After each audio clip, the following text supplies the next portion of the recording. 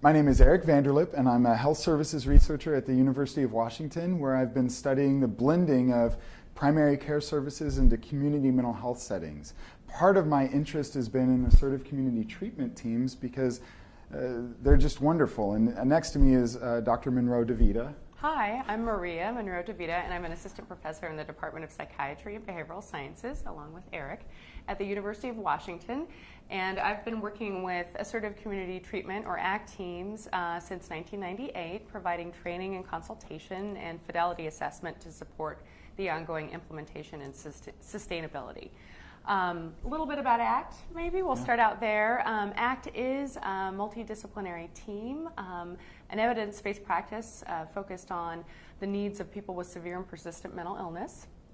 And the services are provided with a high intensity and frequency. Services are available 24 hours a day, 7 days a week.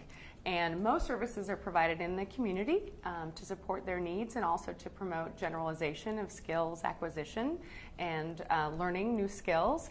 And I think related to that, the most important thing to know about ACT is that it's not just a case management model.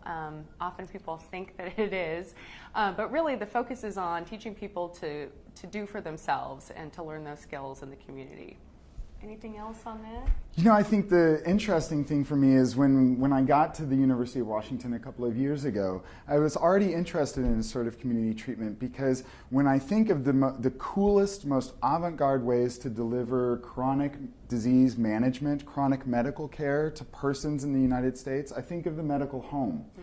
And though there's mixed data behind the medical home, it really is about setting up health services differently to organize itself around quality improvement, measurement, and population-based care. And the funny thing to me is that ACT teams have been doing that for 30 years now.